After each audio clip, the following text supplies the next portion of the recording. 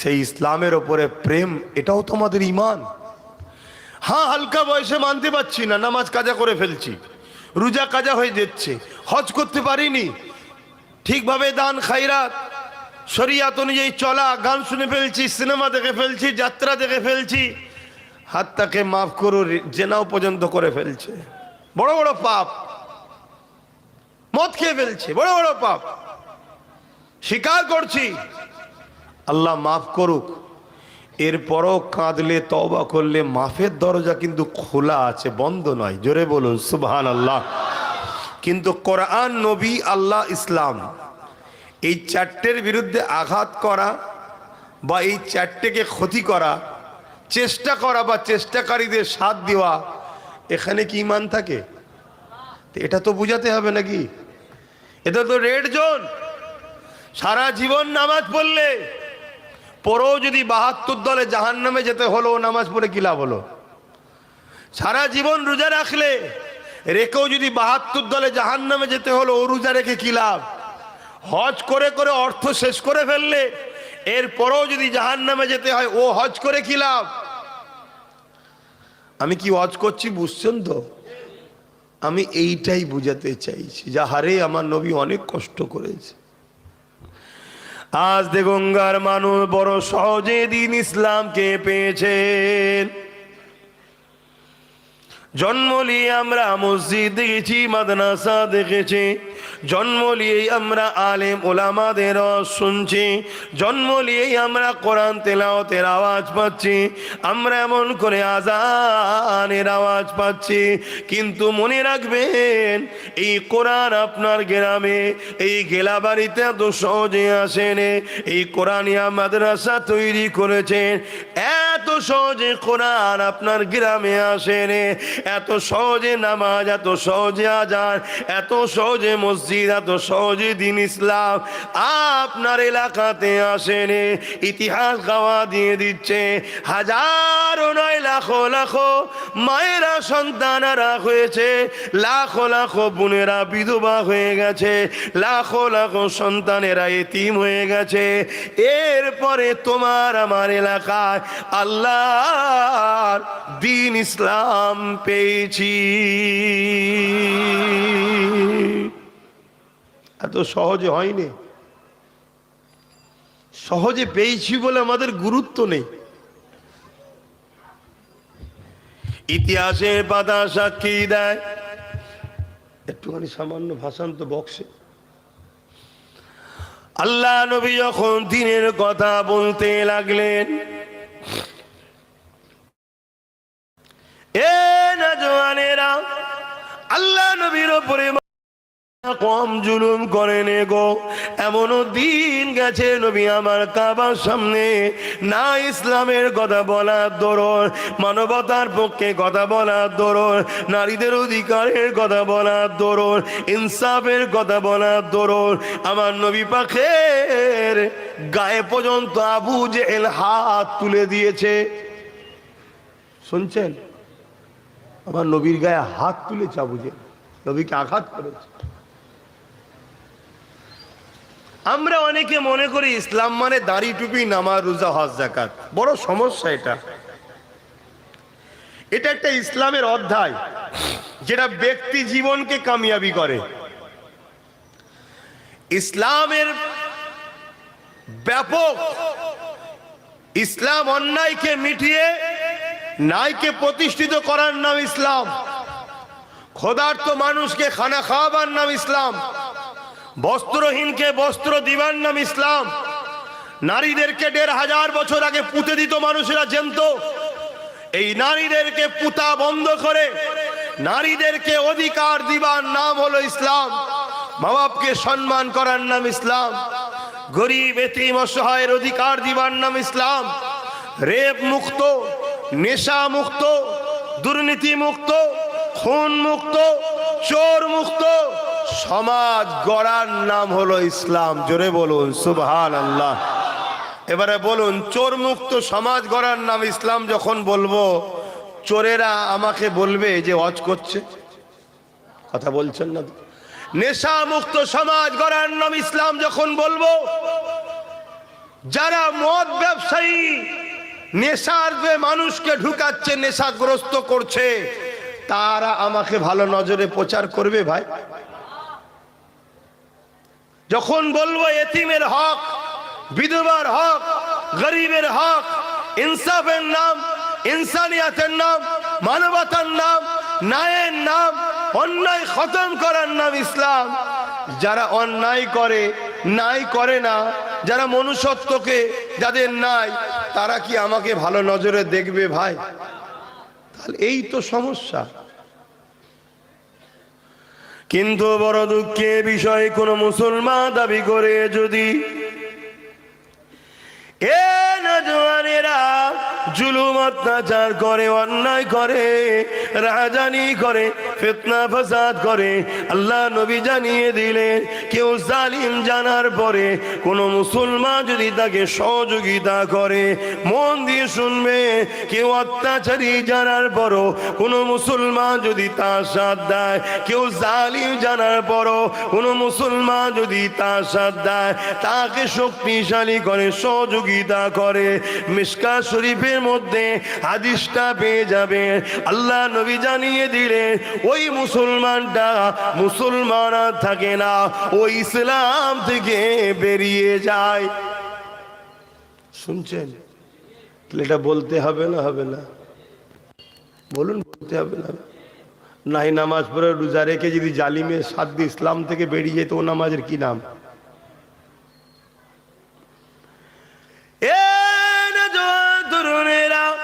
আল্লাহ নবী অনেক কষ্ট করেছে দ্বীন ইসলামের জন্য। আল্লাহ নবী মক্কা জমিনে এসে যখন বলল লা ইলাহা ইল্লাল্লাহ আনা মুহাম্মাদুর রাসূলুল্লাহ, আল্লাহ ছাড়া কোনো ইলাহা নাই, আমি মুহাম্মদ আল্লাহর প্রেরিত রাসূল। তারপরে নবী আমার জানিয়ে দিয়েছে, এ দুনিয়া মানুষেরা তোমরা নারী হত্যা বন্ধ করো, নারীদেরকে জেন্ত জেন্ত পুঁতে দিও না, নারীদেরকে বাজারে নিলামে তুলতে গুলো বন্ধ করো। তারা বলতে লাগলো মুহাম্মদ সাল্লাল্লাহু আলাইহি ওয়াসাল্লাম, নারীরা কোনো অশুভ, এদের কোনো বাঁচার অধিকার নাই। আল্লাহ নবী জানিয়ে দিলেন না না না, নারী হলো অশুভ নয়। যদি কারো সংসারে প্রথম কন্যা সন্তান হয়, এর মানে ওই নারীর বাবাকে আল্লাহ জান্নাতে সংবাদ দিল। আল্লাহ নবী আরো জানিয়ে দিলে কারো ঘরে যদি পর পর একটা, দুটো, তিনটে কন্যা সন্তান হয়, ওই তিন কন্যার বাবা যদি ওই কন্যাগুলোকে নিয়ে বেজার না হয়ে আল্লাহ দিয়া নিয়ামত মনে করে লালন পালন করে বড় করে দিয়ে নিকাহ বিবাহ দিয়ে দেয়, আমি রাসূলুল্লাহ জানিয়ে দিলাম ওই তিন কন্যার বাবা আর আমি রাসূলুল্লাহ। আল্লাহ নবী দুটো আঙুল তুলে দেখাচ্ছে, যেমন পাশাপাশি রয়েছে ওই তিন কন্যার বাবা আর আমি রাসূলুল্লাহ, আল্লাহ পাকের জান্নাতে পাশাপাশি থাকিব। আরো জোরে বলুন সুবহান। এগুলো বলবো তো নাকি? আজকে নারীদের উপরে জুলুম হচ্ছে না হয়নি? প্রতিদিন পেপার খুলে দেখুন, নারীদের ঘরে রেপ করা হচ্ছে। বাচ্চা বাচ্চা বাচ্চা বাচ্চা কন্যা সন্তানরাও নিরাপদ নয়। বলুন বলুন, আমি ভুল বলছি? তাহলে যে সমাজে নারীরা রেপ হয় আর হাজার হাজার পুরুষ এটাকে রুখতে পারে না, এগুলো কি পুরুষ? কথা বলছে না তো? তাহলে এই সমাজ ব্যবস্থাকে মিটিয়ে দিয়ে নারীদের রেপের হাত থেকে বাঁচানোর সমাজ গড়ার নাম ইসলাম, হ্যাঁ কি না? জোরে বলেন। তাহলে এই যে সমাজ ব্যবস্থা যারা চালাচ্ছে, তারা যখন নারীদের নিরাপত্তা দিতে পারেনি, তাহলে এরা নারীদের বিরুদ্ধে, তাই তো নারী নিরাপদ পাচ্ছে না। কথা বলছে না তো?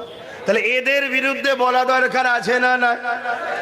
যেমন আপনাদের উত্তর 24 পরগনায় ব্যারাকপুর ভাটপাড়াতে কোনো একজন বলছে ইসলামে নাকি রেপ করাটা পাপ নয়। কথাটা ঠিক বলেছে না ভুল বলেছে? তাহলে নাউজুবিল্লাহ বলুন। এখন বলুন, ওর বিরুদ্ধে বলা দরকার আছে না না? কেন বলবো? বলুন কেন বলবো? একটু কথা বলছি বলে খারাপ লাগছে কেন? ও যেটা বলেছে ইসলামের নামে মিথ্যাচার, একটা অসত্য কথা বলেছে, এবং যে বলেছে তার দলের অনেক নেতা মন্ত্রীর নামে রেফের মামলা আছে, শুনছেন? তারা যেসব জায়গায় শাসন চালাচ্ছে সেসব জায়গায় কন্টিনিউ নারীরা রেপ হচ্ছে, তারা রুখতে বলে পারে না, এবং ইসলামের নামে তারা মিথ্যাচার করছে। তাহলে ইসলামের একজন প্রচারক হিসাবে আমার কি দায়িত্ব নয় খুলে আম মাইকে মুখ দিয়ে সবাইকে ঘোষণা দেওয়া যে এ মানুষ নয়, এ মানবরূপী একটা পশু? কেন এ মিথ্যা কথা বলছে, এ সত্য কথা বলেনি, এ সমাজে ফিতনা লাগাচ্ছে, এই ইসলামকে অপমান করছে, এই ইসলামকে খাটো করছে, এই ইসলামের দুশ্মন, এই ইসলামকে বদনাম করে ইসলামকে মিটাবার চেষ্টা করছে, এটা সমাজে বলা নাই হবে না অন্যায় হবে? তাহলে এই জন্যই তো প্রচার করি। বাবেরা, নজওয়ানেরা, তরুণেরা, ইসলামে কি আইন রয়েছে, রেপ করলে কি শাস্তি রয়েছে আল্লাহ নবী জানিয়ে দিলেন। যে মায়ের যাতে সম্মান করতে পারে না ও সুরাতে সকলে মানুষ হতে পারে, কিন্তু ওর মনুষ্যত্ব শেষ হয়ে গেছে, ওর এই জমিনের উপরে বেঁচে থাকার কোনো অধিকার নাই, ওকে গলা পর্যন্ত পুঁতে দাও, পাথর মেরে নিক্ষেপ করে করে ওকে মেনে দাও, ওকে খতম করে দাও, শেষ করে দাও। এ যুবকেরা, তরুণেরা, ইসলাম তাহলে নারীদেরকে কত মর্যাদা দিয়েছে, নারীদের জন্য ইসলাম কি কড়া আইন করেছে। যদি কেউ নারীকে রেপ করে, জুলুম করে, তাকে গলা পর্যন্ত পুঁতে দিয়ে তাকে পাথর মারতে মারতে মেরে ফেলো।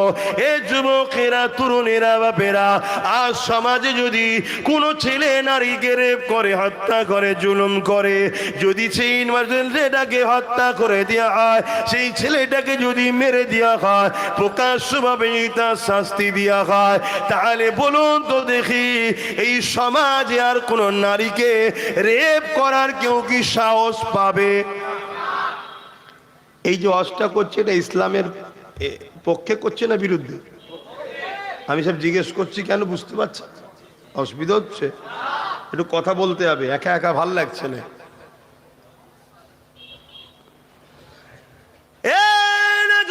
তরুণেরা, কিন্তু আজ আমার প্রশ্ন এই জায়গাতে, যে ইসলাম এত কড়া আইন করেছে, যেখানে আজ একটা নারীকে কেউ যদি রেপ করে, সঙ্গে সঙ্গে তাকে গলা পর্যন্ত পুঁতে দিয়ে পাথর মেরে মেরে ফেলো, এতে বাকি রেপিস যারা রয়েছে তাদের শয়তানটা ভেতরে যে আছে, ভেতরেই দোদকে দোদকে মরে যায়, যারা আর কোন নারী যেন রেপ না হয়। এটা বাস্তবে প্রমাণ আমার রাসূলুল্লাহ দেখিয়েছে 1450 বছর আগে। যুবকেরা, তরুণেরা, আল্লাহ নবী মক্কার প্রেসিডেন্ট, মদিনার প্রেসিডেন্ট হলো, এই আইনটা তৈরি করতে গেলে রাজ ক্ষমতার দরকার আছে না নাই? মুখে তো শুধু বলে দিলে হয় না। তাই নবী আমার মদিনার ক্ষমতায় আসলেন, নবী মদিনায় 10 বছর রাজনীতি করা শিখিয়েছে। কি গো, রাজনীতির কথা বলা যাবে তো নাকি? আবার তো অনেক বলে হুজুরের ছেলেরা রাজনীতির কথা বলবে কেন? রাজনীতি হুজুরের ছেলে পড়বে না তো তোর মতো জাহান্নামে গুলো বলবে?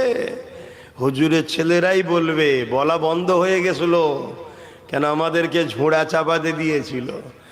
মৌলী সাহেব, হাফেজ সাহেবেরা বোতলে ফু দেবে আর বাবারা বাবারা করবে, শুধু এই লাইনে চলে গেছিল। আর বাজারে সব জায়গায় মাতব্বর, গেঁজাখোর, মাতাল, পাক পবিত্র জানে না জ্ঞান, তারা সব জায়গায় মাতব্বর হয়ে লাঠি ঘুরাচ্ছিল। হ্যাঁ, যেই ধরিছে বা সব কেড়ে কেড়ে কেড়ে করে উঠেছে একদম পুরো, তাই তো নাকি? তরুণেরা, আল্লাহ নবী মদিনা জমিনে গেলেন, মদিনার মানুষকে নবী রাজনীতি শিখাতে লাগলে, তাদেরকে রাষ্ট্র কায়েম করার কথা বলতে লাগলে, তাদের দ্বারা নবী আমার রাষ্ট্র তৈরি করলে, তাদের মধ্যে থেকে আলোচনা নবী করতে লাগলো তোমাদের রাষ্ট্রের প্রধান কাকে করবে। তারা বলতে লাগলো এক কথায়, আপনি ছাড়া অন্য কেউ হবে না। এই যে তারা বলছে আমার রাসূল রাষ্ট্রের প্রধান হবে, কারা বলতে লেগেছে? যাদের মধ্যে থেকে 70% উপরে ইহুদি ছিল, আগুন পূজারী, মূর্তি পূজারী ছিল, খ্রিস্টান ছিল, বিভিন্ন ধর্মের লোক ছিল, তারা সবাই এক কথাতে মুহাম্মদ রাসূলুল্লাহকে মেনে নিল। আমার নবী পাক মদিনার রাষ্ট্রপ্রধান হলে তিনি এমন করে রাষ্ট্রপ্রধান হয়ে এলান করে দিলে, বিভিন্ন কাজ করে এলান করলে, তার মধ্যে এলান হলো বাবারা কেউ যদি রেপ করে তার জন্য এই শাস্তি রয়েছে। যুবকেরা মন দিয়ে শোনো, 1450 বছর হয়ে গেল ওই যে আইনটা নবী চালু করে দিল, সেই দিন থেকে আজকের দিন পর্যন্ত মদিনার জমিনে নারীরা রেপ তো দূরের কথা, আজকে দিন পর্যন্ত মদিনার জমিনে কোন নারীকে ইফটিজিং টিটকিরিও মারা হয় না। আরো জোরে বলুন সুবহান। এটা কি আমাদের গর্ব নয়? কি গো, এটা আমাদের গর্ব নয়? আচ্ছা লড়ুক না, ভাঙবে না, অসুবিধে নেই, দেখে নিয়েছি। শুনছেন তো নাকি? তাহলে 1450-1500 বছর কম বেশি হয়ে গেল মদিনায় রাত 1টা 2টো 3টে 4টে যখনই দেখবেন রাস্তাঘাটে নারীরা যাতায়াত করছে, কোনদিন আজ পর্যন্ত কোন নারী রেপ তো দূরের কথা, কেউ টিটকিরিও মারেনি। কেন? সেখানে নিজাম, সেখানকার আইন, সেখানকার সিস্টেম মুহাম্মদ আরবি সাল্লাল্লাহু আলাইহি সাল্লাম করে দিয়েছে। সেই আইনকে তারা আরো শিরোধার্য মেনে নিয়েছে। রেপ যদি কেউ করে তার একটাই শাস্তি, প্রকাশ্য মৃত্যুদণ্ড। কথা মাথায় ঢুকছে না? ঢুকে নেই। আর আমরা যদি দেখি সমাজে যারা রেপ করছে তাদের বিরুদ্ধে সরকার উকিল লাগাচ্ছে, তাহলে সে রাজ্যে সে দেশে রেপ হবে না? হবে না? কথা বলছেন না তো? তো এইটা সমাজকে একটু জানানো দরকার আছে না? নাই? যে রেপিস্টদের সাপোর্ট করে, যে রেপিস্টদের সাপোর্ট করে সে কি ভালো মানুষ? সে কি নারী জাতকে সম্মান করলো না অপমান করলো? এবার যখনই বলবো তখন বলবে এ হজ করার কি দরকার? কেন? যখন ওই শয়তানের কথা বললাম তখন তো বললেন বলতে হবে। তাহলে এটাও তো আপনাদের জানা দরকার যে আমাদের কলকাতাতে একজন লেডি ডাক্তার, তিলোত্তমা, নাম শুনেছেন তো? রেপ হয়েছে না হয়নি? তার আসামিরা প্রকৃত শাস্তি পাক। একটা মানুষ হিসাবে মনুষ্যত্ব থাকলে সবার বলা দরকার আছে না? না? ওজন তার আসামিদেরকে বাঁচাবার জন্য আমাদের রাজ্য সরকার কোটি কোটি টাকা লাগিয়েছে উকিলের পিছনে, যাতে আসামিগুলো বাঁচে। এ খবরটা আপনাদের কাছে আছে? এক কথা বুঝে আসছে না? নাই? তাহলে ট্যাক্স দিচ্ছি আমরা, ট্যাক্স দিচ্ছি কারা? আমরা। আর এমন এক অপদার্থ বসেছে, সে রেপিস্টদের ঘরে শাস্তি না দিয়ে আমাদের ট্যাক্সের টাকা খরচ করছে উকিলের পিছনে। কেন? যাতে রেপিস্টদের ঘরে বাঁচানো যায়। তাহলে এই কাজে যে মুসলমান সহযোগিতা করবে কিয়ামতের দিন সে বিপদে পড়বে না? পড়বে না? এটা আমার আব্বাকে, আমার মাকে, আমার ভাইকে, আমার বোনকে সজাগ করা দরকার আছে না? না? তা যে আমার নাই তুই লিবি না, আলাদা কথা, কিন্তু আমার গুণকে তো আমার সজাগ করতে হবে। কথা কিছু ঢুকছে মাথায়? এইটার জন্যই আব্বাস সিদ্দিকীর ওপর রাগ, এই জন্য, অন্য কিছু না। বাপেরা আগিয়ে চলেন, আসেন আমার নবী পাক সাল্লাল্লাহু আলাইহি ওয়াসাল্লাম। এ যুবকেরা, তোমাকে আমাকে শিরক থেকে মুক্ত থাকার কথা বলেছে, তোমাকে আমাকে শিরকের বিষয়ে নবী আমার সজাগ করেছে। বাবারা, শিরক হলো সব থেকে গুনাহ আযীম, সব থেকে বড় গুনাহ শিরক, ওই শিরক থেকে তুমি দূরে রাখো। তুমি তোমার স্রষ্টার সঙ্গে কাউকে শরীক করো না বাবা। তুমি তোমার স্রষ্টার নাম ছাড়া অন্য কারো নামে কোনো জিনিস যদি উৎসর্গ করো, ওইটাকে তুমি খেও না বাবা। ওটাকে খেলে তোমার ঈমান চলে যাবে। এ না জওয়ানেরা, তরুণেরা, এ নবী পাকের প্রেমিকেরা, আমাদেরকে বিভিন্ন দিক দিয়ে বেঈমান বানাতে চাইছে, আমাদেরকে বিভিন্ন দিক দিয়ে আল্লাহ রসুলের দিয়ে সরাবার চেষ্টা চলছে। কেন চলছে? এই পৃথিবীতে যুগে যুগে ক্ষমতাশালীরা মানুষের খোদা হবার স্বপ্ন দেখেছে, কিন্তু যুগে যুগে যুগে ওই ক্ষমতাশালীদের নাম নিশানাকে আল্লাহ পাক মিটিয়েছে গুটি কত মুসলমানদের ওসিলায়।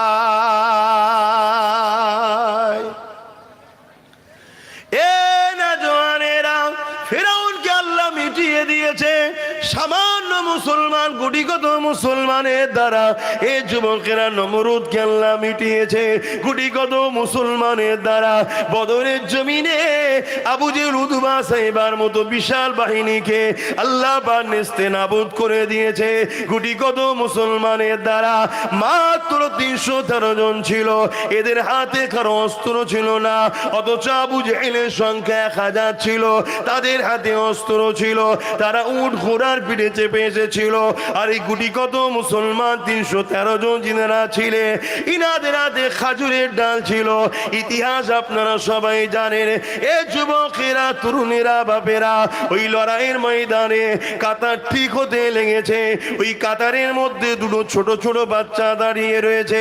আল্লাহ নবী ওই দুটো বাচ্চার কাছে আগিয়ে গেল, যাবার পরে দেখতে লেগেছে ওই বাচ্চা দুটো পায়ের মোড়াগুলোর ওপরে ডিঙি মেরে মাথাটাকে একটু তুলতে লেগেছে। কেন? রাসূলুল্লাহ বলেছে বাচ্চাদের, বুড়োদের আর নারীদের লড়াইয়ের ময়দানে যেতে নেই, এবং এদের ওপরে জুলুমও, এদের ওপরে হামলাও করতে না। এই যুবকেরা, তরুণেরা, এই দুটো বাচ্চা মনে করতে লেগেছে আমরা ছোট ছোট বাচ্চা, আল্লাহ নবী আমাদেরকে নাও নিয়ে যেতে পারে। এই জন্যে পায়ের বোড়াগুলোর উপরে ভর দিয়ে, পায়ের উংলিগুলোর উপরে ভর দিয়ে ডিঙি মেরে ঠেলে মাথাকে হাইট করতে চাইছে, যাতে রাসূলুল্লাহ মনে করে এখনো বড় আমাদেরকে চান্স দিয়ে দেয়। একবার ভেবে দেখো যুবকেরা, তুমি আমি কি করতে লেগেছি। আর সেদিনের মক্কা মদিনার ছোট ছোট বাচ্চা কোনো তারা কি করেছে, একবার তোমাকে আমাকে ভাবতে হবে। তুমি আমি লাঠি ধরেছি ইসলাম বিদ্বেষীদের জন্য, তুমি আমি মারপিট করছি ইসলাম বিদ্বেষীদের জন্য, তুমি আমি নিজের কওমের ঘর ভাঙছি ইসলাম বিদ্বেষীদের জন্য, তুমি আমি মুসলমানকে মিথ্যা কেস দিচ্ছি ইসলামের দুশমনের জন্য, তুমি আমি জনসমাজের মধ্যে মস্তানি করছি। সামান্য ভিক্ষা দেবে জালিম ইসলামের দুশমনেরা, তাদের জন্য আজকে করতে লেগেছি। মনে রেখে দিও, তোমার দ্বারা প্রথম আমাকে মিটানো হবে, তারপরে যখন আমি মিটে যাব তোমার পালা আসবে, সেও কিন্তু তোমাকে মিটিয়ে দেবে। শুনছেন তো? মীর জাফর নাম শুনেছেন তো? প্রথম তাকে দিয়ে সিরাজউদ্দৌলাকে মিটালো। কেন? সিরাজউদ্দৌলা পর্যন্ত পৌঁছানো সম্ভব হচ্ছিল না ব্রিটিশদের, তাই মীর জাফরকে দিয়ে সিরাজউদ্দৌলাকে প্রথম মিটিয়ে দিল। সিরাজউদ্দৌলা যখন শেষ, ক্ষমতায় চলে এলো ব্রিটিশ। মীর জাফরকে ডেকে বলছে, হারা, তুই যদি তোর জাত ভাইকে মারতে পারিস তা আমাদেরকে কি ছেড়ে দিবি সুযোগ পেলে? কামানের সামনে দাঁড়িয়ে ওকে মেরে দিল। জিসাম মুসলমানরা, আজকের এই ব্রিটিশদের দালাল, এদের সাথ দিচ্ছ, এই জালিমদের সাথ দিচ্ছ। মনে রেখে দিও, এদের দ্বারা তোমাদের ঘরে যে ইরা আমাদের পিছনে লড়াচ্ছে, আমাদের উপরে হামলা করাচ্ছে, আমাদেরকে গালিগালাজ দিয়াচ্ছে। যেদিন মিটে যাব আমরা, সেদিন মনে রাখবে এরা তোমাদেরকেও আর প্রয়োজন। কথা মাথায় ঢুকছে? এখনো বোঝো। কেননা দুনিয়া সবার লক্ষ্য ইসলামকে মিটাতে হবে। দুনিয়া সবার লক্ষ্য আল্লাহ দিনকে মিটিয়ে দিতে হবে। তাই যুবকদেরকে একটু বুঝাই আমি, কেননা তোমার আমার দায়িত্ব রয়েছে, কিয়ামতের দিনে আল্লাহ পাকের কাছে জবাবটা দিতে হবে। ওরে আমার বান্দারে, হাত দিয়েছিলাম আমি, এই হাতে তুই কি করেছিস বল। ওরে আমার বান্দারে, পা দিয়েছিলাম আমি, এই পায়ে তুই আমার জন্য কি করেছিস বল। ওরে আমার বান্দারে, জবানে কথা দিয়েছিলাম আমি, এই জবানে আমার জন্য কি করেছিস বল। আজ মুসলমানের ঘরে ছেলেরা এই হাত দিয়ে মসজিদ তৈরি করা তো দূরের কথা, এই হাত দিয়ে মাদ্রাসাকে বাঁচানো তো দূরের কথা, যারা মসজিদ মাদ্রাসাকে মিটিয়ে দিচ্ছে মুসলমানের ঘরে ছেলেরা তাদের ঝান্ডা ধরে ঘুরে বেড়াচ্ছে, তাদেরকে শক্তিশালী করার জন্য তাদের হয়ে মারপিট করতে লেগেছে। মনে রেখে দিও, কিয়ামতের দিন আল্লাহ পাক কিন্তু তোমাকে এই হিসাবটা নেবে, ছাড়বে না। এই কথাগুলো আমার কমকে ভাবানো দরকার আছে না নাই? আজকে মাদ্রাসা ভাঙা হচ্ছে না হয়নি? কথা বলুন, কারা ভাঙছে? কথা বলছো না, কারা ভাঙছে বলবেন? এই তো বললেন ভাঙা হচ্ছে, কারা ভাঙছে? কেন্দ্রের বিজেপি সরকার মাদ্রাসা ভাঙছে, ভাঙছে না ভাঙেনি? কথা বলছো না তো? আর আমাদের রাজ্য সরকার মাদ্রাসা বাঁচাচ্ছে তো, কথা বলছো না? না ইনার বিষয়ে বলা যাবে না, ইনি ভাঙে ভাঙুক নাকি? কেন ইনি আমাদেরকে তো কিছু ভিক্ষা দেয়, অথবা মাদ্রাসা ভাঙে ভাঙুক কি যাকে, ও আমাদেরকে দেয়নি, ও কেন ভাঙবে? ও যদি ভিক্ষা দেয় ভাঙে ভাঙবে, অসুবিধে নেই, এরকম ব্যাপার নাকি?